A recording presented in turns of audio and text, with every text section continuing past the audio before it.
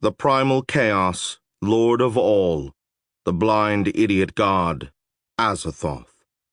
Necronomicon. The extraordinary is a province of the solitary soul.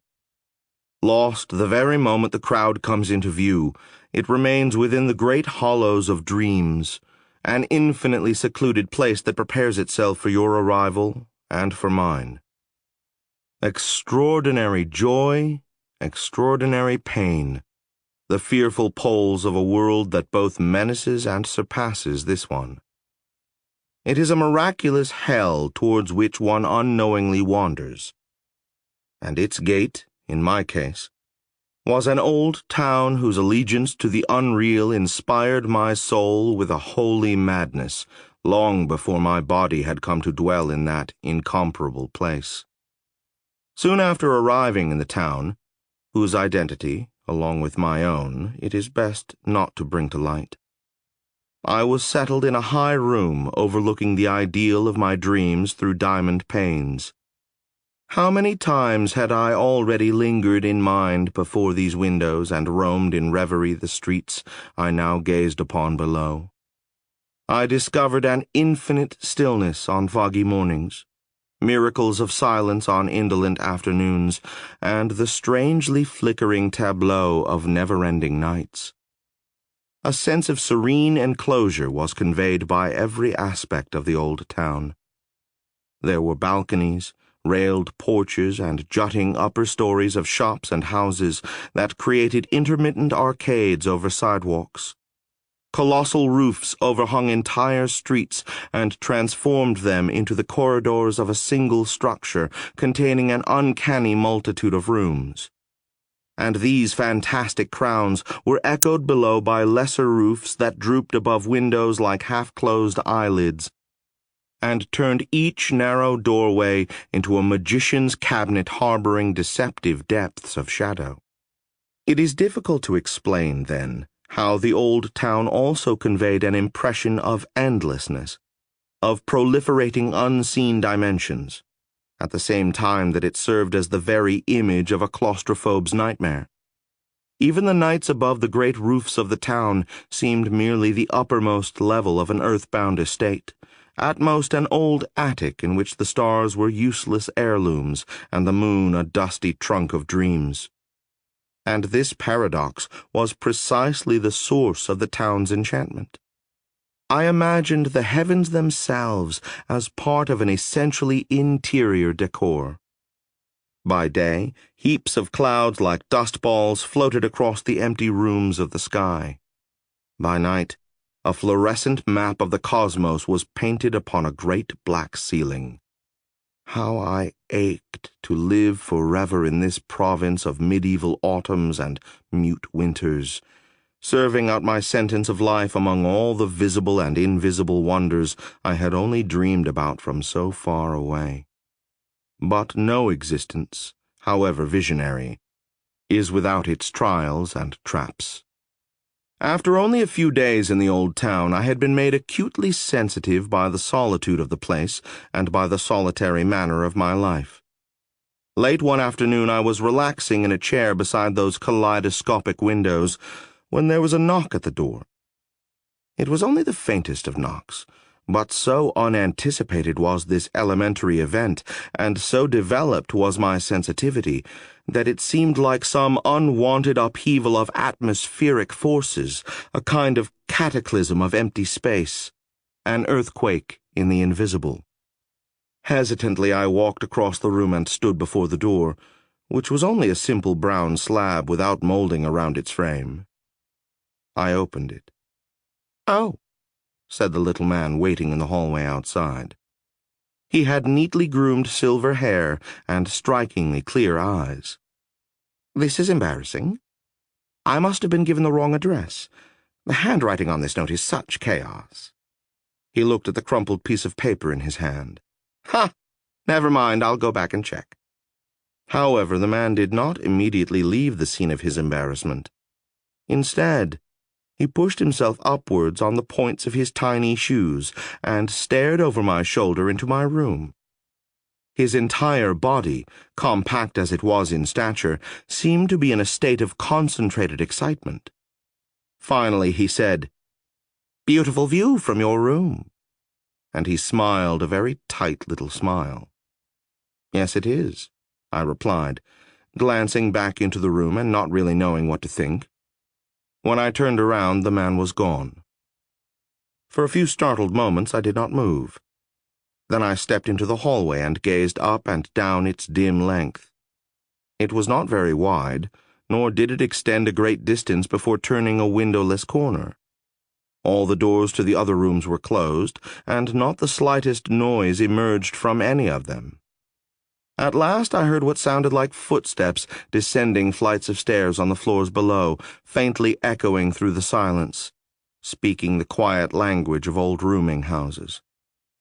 I felt relieved and returned to my room. The rest of the day was uneventful, though somewhat colored by a whole spectrum of imaginings. And that night I experienced a very strange dream, the culmination, it seemed, of both my lifetime of dreaming and of my dreamlike sojourn in the old town.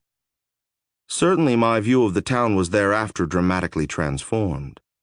And yet, despite the nature of the dream, this change was not immediately for the worse.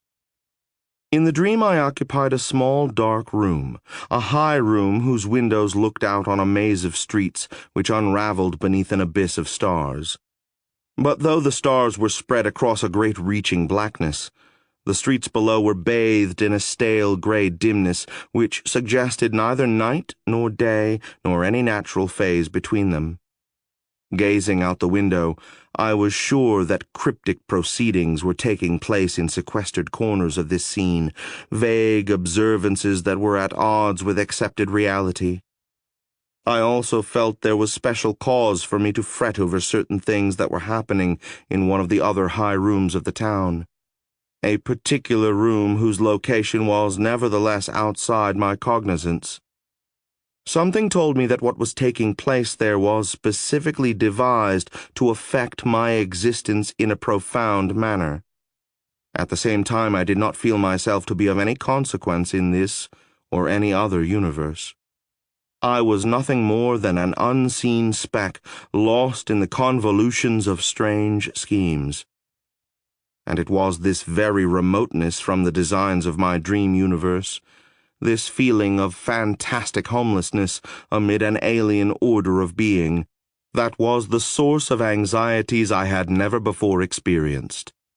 I was no more than an irrelevant parcel of living tissue, caught in a place I should not be, threatened with being snared in some great dredging net of doom. An incidental shred of flesh pulled out of its element of light and into an icy blackness. In the dream, nothing supported my existence, which I felt at any moment might be horribly altered or simply ended. In the most far-reaching import of the phrase, my life was of no matter. But still I could not keep my attention from straying into that other room, sensing what elaborate plots were evolving there and what they might mean for my existence. I thought I could see indistinct figures occupying that spacious chamber, a place furnished with only a few chairs of odd design and commanding a dizzying view of the starry blackness. The great round moon of the dream created sufficient illumination for the night's purposes, painting the walls of the mysterious room a deep aquatic blue. The stars, unneeded and ornamental, presided as lesser lamps over this gathering and its nocturnal offices. As I observed this scene, though not bodily present, as is the way with dreams, it became my conviction that certain rooms offered a marvelous solitude for such functions or festivities. Their atmosphere, that intangible quality which exists apart from its composing elements of shape and shade, was of a dreamy cast, a state in which time and space had become deranged. A few moments in these rooms might count as centuries or millennia, and their tiniest niche might encompass a universe. Simultaneously, this atmosphere seemed no different from that of the old rooms, the high and lonely rooms I had known in waking life. even if this room appeared to border on the voids of astronomy and its windows opened onto the infinite outside. Then I began speculating that if the room itself was not one of a unique species, perhaps it was the occupants that had introduced its singular element. Though each of them was completely draped in a massive cloak, the places in which the material of these garments pushed out and folded inwards as it descended to the floor, along with the unnatural contrivance of the chairs whereupon these creatures were situated, betrayed a peculiarity of formation that held me in a state of both paralyzed terror and spellbound curiosity. What were these beings that their robes should adumbrate such unaccountable configurations? With their tall, angular chairs arranged in a circle, they appeared to be leaning in every direction like unsettled monoliths. It was as if they were assuming postures that were mysteriously symbolic, locking themselves in patterns hostile to mundane analysis. Above all, it was their heads, or at least their topmost segments, that were skewed most radically as they inclined toward one another, nodding in ways heretical to terrestrial anatomy. And it was from this part of their structures that there came forth a soft buzzing noise which seemed to serve them as speech. But the dream offered another detail which possibly related to the mode of communication among these whispering figures who sat in stagnant moonlight. For projecting out of the bulky sleeves dangling at each figure's side were delicate appendages that appeared to be withered, wilted claws bearing numerous talons that tapered off into drooping tentacles. And all of these stringy digits seemed to be working together with lively and unceasing agitation. At first sight of these gruesome gestures, I felt myself about to awaken, to carry back into the world a sense of terrible enlightenment without sure meaning or possibility of expression in any language except the whispered vows of this eerie sect. But I remained longer in this dream, far longer than was natural. I witnessed further the fidgeting of those shriveled claws, a hyperactive gesticulating which seemed to communicate an intolerable knowledge, some ultimate disclosure concerning the order of things. Such movements suggested an array of repulsive analogies: the spinning legs of spiders, the greedy rubbing of a fly's spindly feelers, the darting tongues of snakes. But my cumulative sensation in the dream was only partially involved with what I would call the triumph of the grotesque. This sensation, in keeping with the style of certain dreams, was complicated and exact, allowing no ambiguities or confusions to comfort the dreamer. And what was imparted to my witnessing mind was the vision of a world in a trance. A hypnotized parade of beings sleepwalking to the odious manipulations of their whispering masters, those hooded freaks who were themselves among the hypnotized. For there was a power superseding theirs, a power which they served and from which they merely emanated. Something which was beyond the universal hypnosis by virtue of its very mindlessness, its awesome idiocy. These cloaked masters in turn partook in some measure of godhood, passively presiding as enlightened zombies over the multitudes of the entranced, that frenetic domain of the human. And it was at this place in my dream that I came to believe that there obtained a terrible intimacy between myself and those whispering effigies of chaos whose existence I dreaded for its very remoteness from mine. Had these beings, for some grim purpose comprehensible only to themselves, allowed me to intrude upon their infernal wisdom?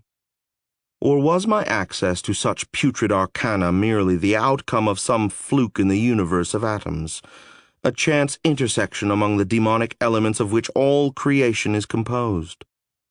But the truth was notwithstanding in the face of these insanities. Whether by calculation or accident, I was the victim of the unknown, and I succumbed to an ecstatic horror at this insight. On waking, it seemed that I had carried back with me a tiny jewel-like particle of this horrific ecstasy, and by some alchemy of association, this darkly crystalline substance infused its magic into my image of the old town. Though I formerly believed myself to be the consummate knower of the town's secrets, the following day was one of unforeseen discovery. The streets that I looked upon that motionless morning were filled with new secrets and seemed to lead me to the very essence of the extraordinary. A previously unknown element appeared to have emerged in the composition of the town, one that must have been hidden within its most obscure quarters. I mean to say that while these quaint archaic facades still put on all the appearance of a dreamlike repose, there presently existed in my sight evil stirrings beneath the surface. The town had more wonders than I knew, a cache of unwanted offerings stored out of sight. Yet somehow this formula of deception, of corruption in disguise, served to intensify the town's most attractive aspects. A wealth of unsuspected sensations was now provoked by a few slanting rooftops, a low doorway, or a narrow back street. And the mist spreading evenly through the town early that morning was luminous with dreams. The whole day I wandered in a fevered exaltation throughout the old town, seeing it as if for the first time. I scarcely stopped a moment to rest, and I am sure I did not pause to eat. By late afternoon I might also have been suffering from a strain on my nerves, for I had spent many hours nurturing a rare state of mind in which the purest euphoria was invaded and enriched by currents of fear. Each time I rounded a street corner or turned my head to catch some beckoning sight, dark tremors were inspired by the hybrid spectacle I witnessed. Splendid scenes broken with malign shadows, the lurid and the lovely forever lost in each other's embrace. And when I passed under the arch of an old street and gazed up at the towering structure before me, I was nearly overwhelmed. My recognition of the place was immediate, though I had never viewed it from my present perspective. Suddenly it seemed I was no longer outside in the street and staring upwards, but was looking down from the room just beneath that peaked roof. It was the highest room on the street, and no window from any of the other houses could see into it. The building itself, like some of those surrounding it, seemed to be empty, perhaps abandoned. I assessed several ways by which I could force entry, but none of these methods was needed. The front door, contrary to my initial observation, was slightly ajar. The place was indeed abandoned, stripped of wall hangings and fixtures, its desolate, tunnel-like hallways visible only in the sickly light that shone through unwashed, curtainless windows. Identical windows also appeared on the landing of each section of the staircase that climbed up through the central part of the edifice like a crooked spine. I stood in a near cataleptic awe of the world I had wandered into, this decayed paradise. It was a venue of strange atmospherics, of infinite melancholy and unease, the everlasting residue of some cosmic misfortune. I ascended the stairs of the building with a solemn, mechanical intentness, stopping only when I had reached the top and found the door to a certain room. And even at the time, I asked myself, could I have entered this room with such unhesitant resolve if I truly expected to find something extraordinary within it? Was it ever my intention to confront the madness of the universe, or at least my own? I had to confess that though I had accepted the benefits of my dreams and fancies, I did not profoundly believe in them. At the deepest level, I was their doubter, a thorough skeptic who had indulged a too free imagination and perhaps a self-made lunatic. To all appearances, the room was unoccupied. I noted this fact without the disappointment born of real expectancy, but also with a strange relief. Then, as my eyes adjusted to the artificial twilight of the room, I saw the circle of chairs. They were as strange as I had dreamed, more closely resembling devices of torture than any type of practical or decorative object. Their tall backs were slightly bowed and covered with a coarse hide unlike anything I had ever beheld. Their arms were like blades, and each had 4 semicircular grooves cut into them that were spaced evenly across their length. And below were 6 jointed legs jutting outwards, a feature which transformed each piece into some crab-like thing with the apparent ability to scuttle across the floor. If, for a stunned moment, I felt the idiotic desire to install myself in one of these bizarre thrones, this impulse was extinguished upon my observing that the seat of each chair, which at first appeared to be composed of a smooth and solid cube of black glass, was in fact only an open cubicle filled with a murky liquid which quivered strangely when I passed my hand over its surface. As I did this, I could feel my entire arm tingle in a way which sent me stumbling backward to the door of that horrible room, and which made me loathe every atom of flesh gripping the bones of that limb. I turned around to exit, but was stopped by a figure standing in the doorway. Though I had previously met the man, he now seemed to be someone quite different, someone openly sinister rather than merely enigmatic. When he had disturbed me the day before, I could not have suspected his alliances. His manner had been idiosyncratic but very polite, and he had offered no reason to question his sanity. Now he appeared to be no more than a malignant puppet of madness. From the twisted stance he assumed in the doorway to the vicious and imbecilic expression that possessed the features of his face, he was a thing of strange degeneracy. Before I could back away from him, he took my trembling hand. "Thank you for coming to visit," he said in a voice that was a parody of his former politeness. He pulled me close to him, his eyelids lowered and his mouth widely grinned, as if he were enjoying a pleasant breeze on a warm day. Then he said to me, "They want you with them on their return. They want their chosen ones." Nothing can describe what I felt on hearing these words, which could only have meaning in a nightmare. Their implications were a quintessence of hellish delirium, and at that instant all the world's wonder suddenly turned to dread. I tried to free myself from the madman's grasp, shouting at him to let go of my hand. "Your hand?" he shouted back at me. Then he began to repeat the phrase over and over, laughing as if some sardonic joke had reached a conclusion within the depths of his lunacy. In his foul merriment he weakened, and I escaped. As I rapidly descended the many stairs of the old building, his laughter pursued me as hollow reverberations that echoed far beyond the shadowy spaces of that place.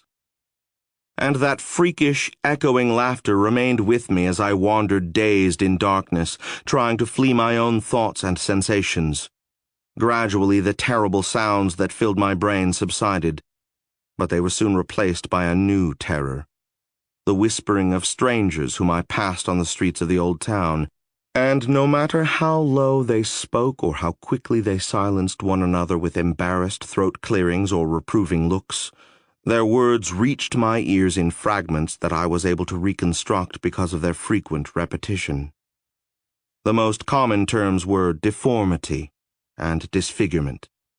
If I had not been so distraught, I might have approached these persons with a semblance of civility, cleared my own throat, and said, "I beg your pardon, but I could not help overhearing. And what exactly did you mean, if I may ask, when you said—" But I discovered for myself what those words meant. How terrible. Poor man.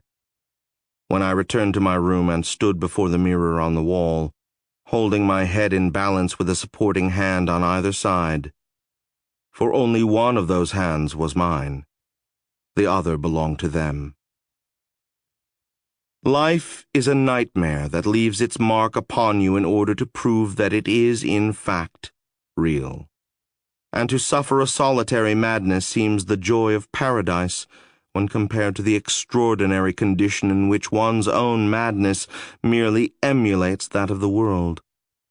I have been lured away by dreams. All is nonsense now. Let me write, while I am still able, that the transformation has not limited itself. I now find it difficult to continue this manuscript with either hand. These twitching tentacles are not suited for writing in a human manner, and I am losing the will to push my pen across this page. While I have put myself at a great distance from the old town, its influence is undiminished.